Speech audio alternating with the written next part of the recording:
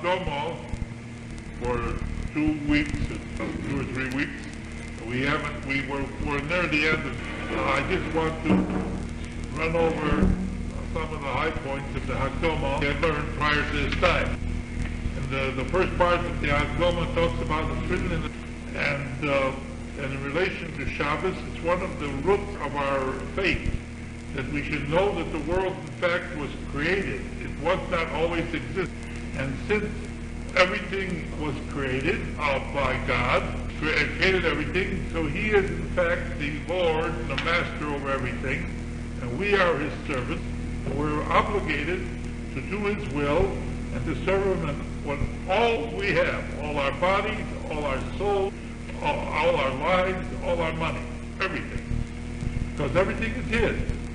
And the Torah is admonishing us on watching the Shabbos as though and everything for the reason we mentioned before, that was one of the roots of our faith. And then we have many psukim that the mitzvah of Shmir Shabbos equal to all the other mitzvahs put together.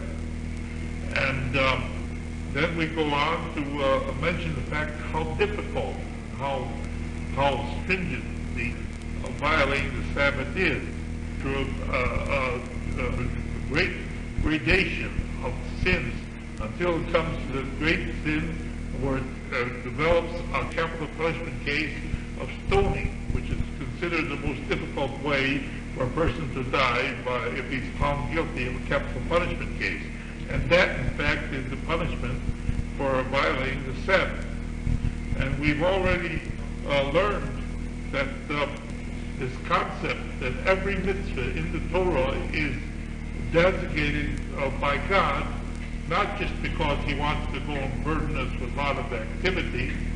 Every mitzvah in the Torah is necessary for the well-being of our soul in the future world.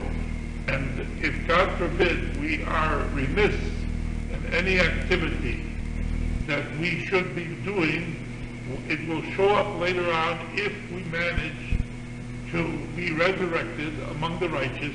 It will show up in the resurrected together with the soul. So therefore we're admonished while we're still alive to correct this situation and not allow us to develop to the point that we do not correct it before we pass away. We should repent and we should do the things that we have to do. For instance, it gives an example of a person, God forbid, never puts on tefillin all his life. If he's resurrected, he merits to be resurrected otherwise than all the other commandments. And he's resurrected with a withered or blemished right, and therefore it becomes a mark on this person that's resurrected for all eternity. And none of this needs to be. And same thing applies to any kind of a sinew that we have. We say there are positive commandments in the Torah, and there are 248 principal types of organs in the body. And there are 365 different types of sinews in the body, and there are 365 negative commandments in the Torah, intended to benefit spiritually a certain portion of our body. We don't know which is which, but the fact is we have to do them all in order to come up to a perfected body and soul, so that can go to heaven, but doesn't make up for the lack of the activity of preparing the spiritual value, the nourishment. The Mishabura said it's the nourishment, the spiritual nourishment of these portions of the body, spiritually, the soul, in the world to come. Well, but he does tshuva. Does that balance off? Yeah, that will do it. You see, not vindictive. He never wants us if he can avoid punishing us. And as a matter of fact, it's his greatest desire to reward us and give us blessing. All we have to do is to make sure that we come to be deserving of such blessings. The observance or the world? Yes, it definitely affects us in this life. But the world. Well, a righteous type prefers to work for the world to come. This life is very short indeed. Before we turn around, we're already by the time you realize what you're supposed to be doing, it's already more or less. As a matter of fact, he brought up a good point, and which Torah continues to say. He says like this: if you get all the admonition in the world to learn to do the mitzvahs of the Shabbos, but if you don't know how to do it, all the admonition in the world still will not keep you from making a mistake. Alone is not sufficient. Good desires protect you against making a mistake. The only thing that besides good desires is the fact that you become knowledgeable. And that's what we intend to do every Sunday, Friedlander, and we will learn Hilchos Shabbos. So I would suggest to you that you try to make it a priority to show up every Sunday, and we will in fact learn Hilchos. Now, in addition to that, he goes on to give us a few examples of how very necessary, in fact, it is for a Jew to be knowledgeable about the laws of Shabbos. And I think we went over a portion of that, but I want to start from that point. That was the last session we were at, because I want to give you some concept. We don't have the luxury all the time to look in a sefer to find out what is the right way to do something. Sometimes emergencies arise. They usually, in our life, they always arise. You never get a point where you got such tranquility that you can sit down and you can look it over and everything. There's an emergency happening, and you have to know what to do to avoid violating the Torah law. And for those of you that are knowledgeable, you must understand there are 39 principal types of activities that are prohibited to be done on the Sabbath. Each one of these is considered a violation of the Torah law if one violates one of these 39 types of activities. The Gemara tells us that the type of activity prohibited to be done, the type of activity was necessary to build the tabernacle in the wilderness. And if you look through the whole list, and we will go through the list describes practically every type of activities of a constructive nature. Actually, in building, you have to do, and therefore, anything of a constructive nature is usually prohibited to be done on this. And the Talmud Yerushalmi tells us further that Reish Lakish, Rabbi Yochanan figured out each one of these 39 principal types of activities. Each one of them has, in turn, 39 subsidiary activities to each one of the 39 principal activities. There's an awful lot of types of things that you can do wrong on the Sabbath. And if you don't become knowledgeable to the point that you know it very well, you can, God forbid, even a person that may intend the very best, he can make mistake after mistake, not even likely unaware of the fact that he is violating. Now, I'll give you a few examples of this. I turn to the second page, and if you will give you a few examples of this. About 1/3 of the way down, there's a bracket. He's giving you an example of the things that you have to avoid, a few examples of things that could happen on the Sabbath that you have no time to look up anything. For instance, it happens to a person that he has a sudden loss. He's a farmer. He's got animals that all of a sudden are going wild on him on Shabbos. You know, it's nice if everything works like clockwork, you have no emergencies, but in the real world, emergencies occur all the time. And they're running away from him on the Shabbos.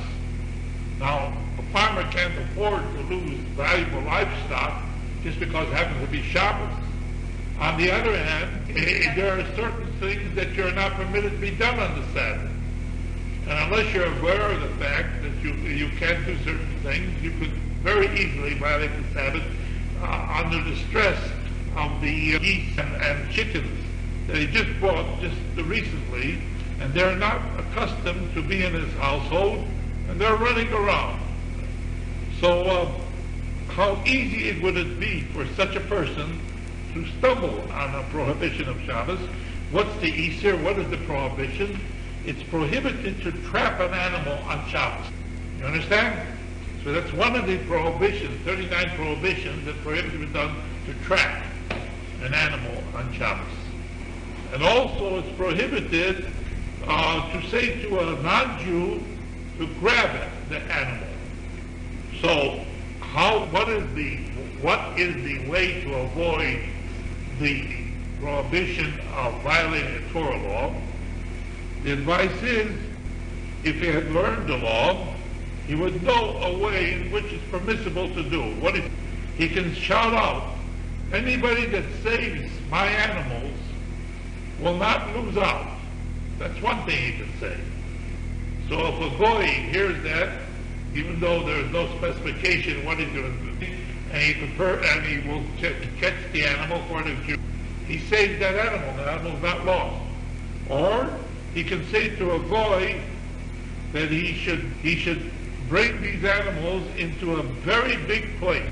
If it's in a very big place, it's not considered a trapping as far as the Torah law is concerned, because, say for instance, you put an animal, you bring an animal, say for instance, you put a chicken, say in a room of this size, and you close the door, and the chicken is still not actually in your hand, and can still run around, and you still have to go and try to catch it. But it won't be escaping out to where you can catch it. It has to be big enough, so it's a big house. Use the language of a big house. It's not easy to catch it. When it's not easy to catch it, then you don't have trapping on Shabbos. See, that's one way to avoid. Incidentally, I just skipped this part, but I had mentioned this earlier in class, that if a person observes the Shabbos from keeping it, violating it, God forgives him for all the rest of his sins and every other area. A blanket forgiveness. For just one Shabbos? Well, you keep it up. You got to keep it up, of course. You got to be and at the time you're dying, you got to be in the point where you are doing it. That's why I say if there's one or two Shabbos you did. Whatever happens, that God is not vindictive. All he wants you to do is to clean up the act before you go. Are you saying every? Yeah, it's possible to keep every Shabbos. Every Shabbos. Every Shabbos. Very possible to keep every Shabbos. For instance, you want my routine for Shabbos? In the nighttime, I come home from shul. I come home, and after I eat something, it's also not violating Shabbos. Then when I get tired, I go to sleep. I daven up and go to sleep. Then I get up very early in the morning, and I go to shul. And I open the shul usually, and I learn there, and then after a while, my first of my students come, and I learn from my first of my students. My earlier shir, I had 2 shiurim on Shabbos. The earlier shir I learned was pre-town meeting. All right, fine. Again, I'm not violating Shabbos, I'm doing mitzvahs. And then after Musaf, I had a second shir. By the time I come home, it's already after 1 o'clock. And I come and eat, and then I lay down for a little while. The day's a very short now, maybe half an hour, and I'm going to shul again. I have no time to violate mitzvahs all the way through the whole Shabbos, and Baruch Hashem, I can truly say that I'm a Shomer Shabbos. I'm in no way able. But if a person goes around and wastes his time in his position where he can do a lot of other things that are questionable, it's very difficult, in fact, to violate, and not to violate Shabbos, because there comes a lot of situations. If you place yourself in a situation that the chances are that you will not violate Shabbos, in fact, God will make it that, in fact, you won't have to. And in fact, it requires a certain dedication and a certain degree of acclimatizing yourself to a certain routine.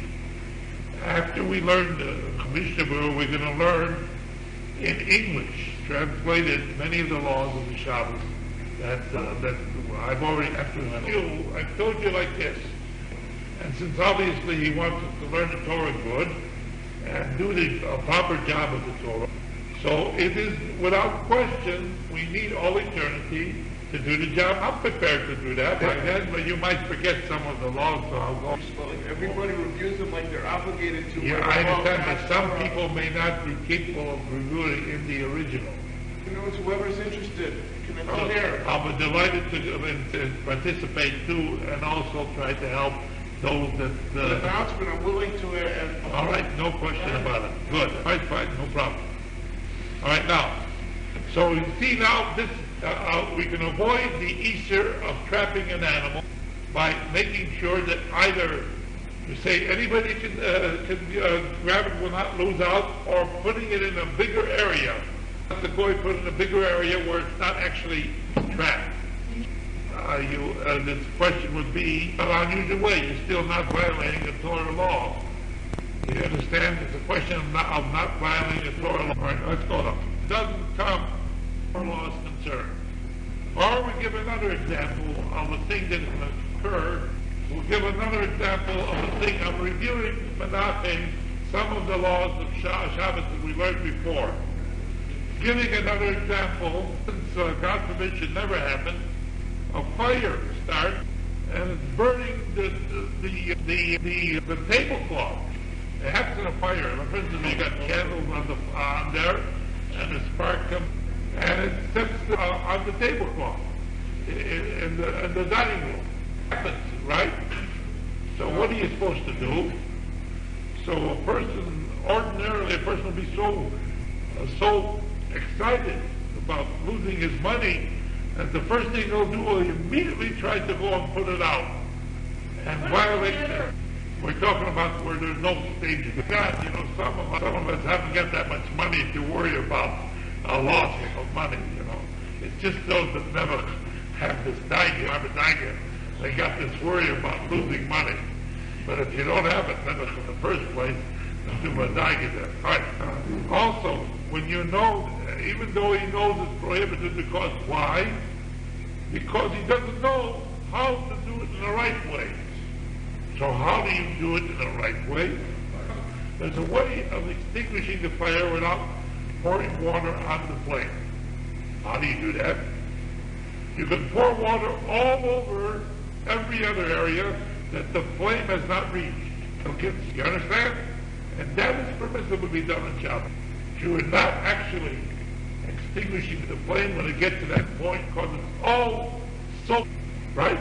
Unless, of course, an aside, remember Eliyahu, where he had dispute with the Rabbi. He had a test of who is God, the idols that they were worshiping at that time, or Almighty God of Israel. So he had a test that he says we'll each prepare a bullock. We won't put any fire to it, and the one that will cause God will cause a fire from heaven to come and burn up his sacrifice. That will be the true God. So they first tried because there were many more. There were about 850 of them, and they couldn't do it because obviously the God is a figure of imagination and doesn't do it. And then Eliyahu prepared a bullock, and he had them throw water over the bullock, completely soaking it, and not once but 3 times. Then he prayed to God, and God made a fire come and burn it up. But that's, of course, a miracle. Ordinarily, if you pour water around, it won't burn. You understand? If you pour enough water around there, it won't. Okay? No. Is there a problem with having a non-Jew, which you mentioned earlier, gather up the animal, for example, asking him to do some type of work on doing on Shabbos? What you should do, if you have a difficulty in this regard, there are many ways in which you can do it in a proper way ahead of time. You wake up in the middle of the night, the house is all, it's on Shabbos. Are you permitted to call it? You're dealing with different things. If we're talking only with danger to property, I'm going to pull it out. Both things don't require you to violate the Shabbos Torah law. Of choosing one thing from another, how we stand, what to do. Types of poultry, they're separated, and he wants to choose one of the types rather than the other one, and to leave the head. In other words, he's not taking all of one type. He's just taking of one type. Presumably we're talking about where it's, For instance, a person wants to take the cream. Nowadays, of course, we have homogenized milk. When they used to have a milk that's the cream and the rest of the milk, but that the cream would come to the top of the milk. I don't know, maybe younger people have never seen that. Yeah. I left the belt. Milk was like that. Before they had homogenized milk where they would scatter the butter fat throughout the milk. In real life, it goes up to the top, the cream. It's also prohibited to take the cream from the milk completely, separating one type of food from another. For instance, when you open an egg, you don't take the shell from the egg, you take the egg from the shell. But when I do it, I eat, say, a hard-boiled egg on Shabbos. I cut it right in the middle with my spoon, all the way through. And then I scoop out either half shell, the edible part of it. So you don't touch the shell. As long as you don't make it specifically one item and exclude completely the other item. Well, why not? We've never. No. You could do that. You're checking for a blood. Usually the blood spot would be spread. Sometimes, like on Shabbos, so before Shabbos, somebody like his wife will cook the halibut. So you got 2 dozen eggs. Well, ordinarily we assume that the eggs that we cook, they usually candle the eggs to see whether we don't even buy those type of eggs. The blood spots, they usually designate them for yeah. So I'm helping Mr. Fox for the kiddush, and so he said to help me. He says, "Oh, no, shell the eggs so he can half." Fine. Now I want to get the half and put it on the table. You can get the whole half without touching the shell. Well, no, yeah, not till the shell. Something about it. That's why we have to learn these because it's not easy. All right, so then I'll take each egg, cut it in half, and scoop out. Yeah, no problem. All you have to do is to shell it and put it in a plastic bag and bring it in. I choose the safer. The ones I want to learn, that's the one I take. I want to learn the Chumash. I don't go and learn a Block Gemara. If I want to learn a Block Gemara, how else am I going to learn what I want to learn? Okay, you got problems. Or what is he supposed to do? Either he takes a little of this cream. You don't take only just the cream. You got to take leave a little of the cream in the bottle, or the other eight, or take a little of the milk with the cream, so that you don't have a selection, which would come to a Torah law. See, people don't realize that it is a very little slim difference between taking all the cream and almost all of it, or taking all the cream plus. There's some people that are very pedantic. We don't have a text, but in case you get out to the country or someplace, I recall when I was a youngster, my parents brought me out to a farm, and that was the only time in my life that I buttermilk. That, of course, was Shabbos. Buttermilk is one of the tremendously most beautiful tastes I've ever had in my life. Anything, the buttermilk that they have nowadays, it's nothing compared to that buttermilk. It's absolutely fantastic. It's warm, it's all butter fat. Whatever it is, right. Also, there are many other halachas in relation to how to select things. For instance, in the laws of threshing and in kneading and in the laws of bleaching, you're not supposed to bleach, and other kinds of mitzvah types of activities prohibited to be done. And a person that doesn't learn it, it's very easy to make a mistake and to stumble over these things, because obviously if you don't know what to avoid, it's so easy. Think of them. That's why I go on Shabbos. I learn Torah. I called you up because, the oil, and I didn't know what to do. And it was close to Shabbos, and I was wondering what to do on Shabbos. But I was wondering what to do. I remember I had a Shiloh. I was learning Shechita in the yeshiva. And never, you have to ashchozes ha'ataki, you have to prepare the slaughtering, the chaz v'cholet, shall be sharpened and smooth. And my Rebbe taught me how to chef and how to prepare challah. We take a water stone and he says the same amount of strokes on one side, you do on the other side, and do it such a fashion so the knife doesn't come out all kinds of wiggly and all messed up. It's a real smooth and very beautiful straight knife. Anyway, so when you do this, especially if you do it with a sort of larger regatta, cows and things like that, sometimes it was light. It happened once I slipped. I even got here scars here on this figure here 4 times in a week. I had something, chronic trouble on Shabbos. I was having excruciating pain, terrible pain. And I looked at the Kitty Shulchan Aruch, which is Baruch Hashem translated in English, and that was my capacity. And he said, well, question, if it's a wound made by a knife, that you could apply something on it. I went to the one that was the most strict of all the Rabbonim, and I told him my thing. He said, of course, you can go and put something on it, dig. So I got a header from the. See, I have a little difficulty. It's not really difficult; it's an opportunity. I fear the Almighty God. I went to ask him. I asked the one that was had the reputation of being the most popular. If he would give me a kula, I knew without question that. So, what did I do wrong? In your case, you've been ill for quite a long time, Moshe. No. Your wife, God makes a person that caring to serve Him avoid a temptation. And this is what we pray for. We pray to God that God should avoid us putting us in situations that we are tempted to do something improper. As much as we appreciate the fact that throughout our life we have to have ensuing trials and tribulations, but we try to go and ask Him to do trials that we can handle, that God forbid overwhelm us. So we have to be thinking. All right, let's go further.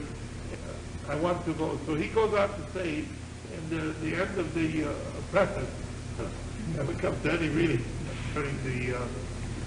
So we have not been waiting. I found out some of the people that were there are not here now, but I don't want them to miss anything. I can't.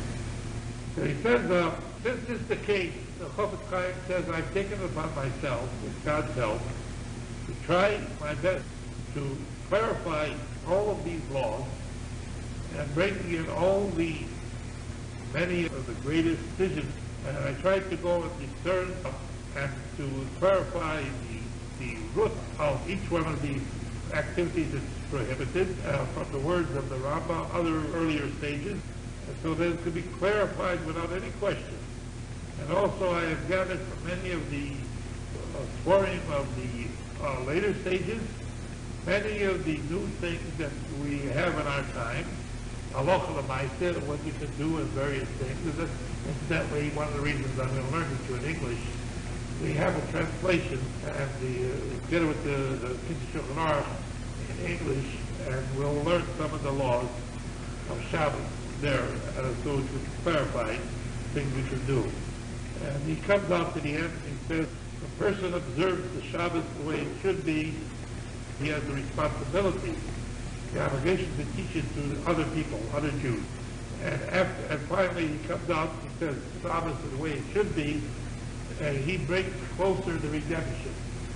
That we should live to the deed that if we have, our sages tell us, we will have the redemption come immediately. Shabbos chapter 242, to caution a person on the honor of the Sabbath. Although these echod, and here is one paragraph. We will not finish it because I want to cover not only the Prohibited, which brings in a synopsis of many opinions, who brings in others. Yes, but the Prohibited is an earlier source. And he brings a synopsis of some of the greater authorities, and Mr. Burra adds more. He comes later. Okay? First I'll read the text. And then we will learn the Mishnah tonight. And believe that next we'll repeat the text next Sunday. And we will learn the Mishnah Burra Sunday. So we'll have continuity. Okay? So you should know that the text is composed of two great rabbis. One great rabbi was Rabbi Yosef Cairo. Yosef Cairo was a Sephardic rabbi. He was born in the year 1488, and he lived most of his life in the 1500s. And he was a great genius that wrote a commentary. He was a yeshiva, head of yeshiva. He wrote a commentary on the Balaturim. It was the beginning of the Shulchan. The Balaturim was Rabbi Yaakov, who lived in the early 1300s, about 2 centuries before him. And he wrote a commentary on the Balaturim explaining all the sources of the halacha that the Balaturim had set up in his tour, the Shulchan, beginning with Shulchan. He called that the Beis Yosef, the house of Joseph. And he spent about 25 years of his life in that commentary. After he wrote this commentary, towards the end of his life, he dashed off a very simple summary of the code of law, and he called it the Shulchan Aruch. That's what we're learning here. Rabbi, that is the editor, but you'll know we're referring to the same gentleman. Great sage. He also wrote a Pirish on the Mishnah Torah of the Rabbi, and he also wrote explained the Rabbi. But in addition to this, there was a great rabbi, a contemporary of the Rabbi Yosef Cairo, Israelite, who was the chief rabbi Krakow, Poland. And when he ran across the Shulchan Aruch as written by Yosef Cairo, he wrote an addition to it to inculcate all the customs, minhagim, that Ashkenaz Jews, which most of us are accustomed to do. So if we have a dispute, make the Israelite, the law is usually like Rabbi makes your Israelite, because he inculcates custom like the Ramah. I didn't learn in a Tiki. Most of my Rabbonim in Lithuania. The text is composed of these two great rabbis, who take it, of course, everything they take, incidentally, is taken from earlier sources. The Torah, the Gemara, the Medrash. You should never assume that any word that they say is something that they made up. That is not the case at all. Theory. Even a person that needs to come to others for sustenance, he has a little of his own. He is required to have to also try to honor you. We will learn all this. We will have all these pieces, and after we learn this, you will have a very nice working arrangement of many laws, and perhaps some of them you know, and you then perhaps you are not cognizant of. But Ma'aseh Hashem, as we get through with it, it will become a little margin. And it doesn't say you should make the Shabbos just like an ordinary day. It doesn't mean God means that you should make it an ordinary day in the sense that you don't have, like you would have on a Shabbos. Ordinarily, most people that work, unless they paper bag it, usually eat twice a day, in the morning and at night. And most people do, unless they paper bag it during the middle of the day. So we say like this, of regular weekdays, and you shouldn't depend upon charity of other people, only to one that the time is very pressing on him. In other words, he has no other alternative. Turn the page. Biyoser. Extraordinarily. Okay, therefore, he has to be tzapzam. The word tzapzam means he must be very exact. The rest of the day, in other words, be very frugal on the rest of the day, the days of Shabbos, in order to be able to honor the Sabbath. And that happens, a lot of poor Jews, during the week, they deprive themselves of various things so that on the eve of the Sabbath, they can prepare something of much more because of the reason. What if, it might be extravagant? We're talking about the ordinary person. And we will learn, the Mishnah Berurah tells us, if you don't enjoy that, obviously, and we're not trying to go and make your life miserable, were trying to go and honor the Sabbath. One of the prophets, he lived during the time, and he led the Jewish people to rebuild the second temple. The first temple was destroyed. He led them all. What was the law? The Hebrew Shabbos. You make Prohibited Shabbos. They were accustomed to wash their clothes on the 5th day of the week in order to honor the Sabbath. We say on the 5th day of the Sabbath, Shavuot, the week Shabbos. The week Shabbos is Echad B'Shabbos. One day is the Shabbos. Rishon B'Shabbos. You come up to Shabbos, which is the Shvi. Yeah, it could be that too. That's why the language of Shabbos, because ordinarily you would think Shabbos means the day of Shabbos alone. It also could refer to the week. Okay? Now that is the Machaber says that. So they showed it. Comes down the Haggadah, written by Rabbi Moshe, and he gives us custom to knead, to make dough. Today, shear challah, and the amount that you have to give challah. What is the amount that you have to give challah? In other words, there's a Torah law. There's a Torah law that says that you are obligated to, if you have enough dough, to separate a piece of the dough. And nowadays we burn it. Each time you can give it to the kohen as a portion of one of his what? And give me the chumash with Rashi here. That's the third Pelik in the Mishnah. And we were on the Hakdama for 2 weeks, 2 or 3 weeks. We're near the end of the Hakdama. I just want to run over some of the high points.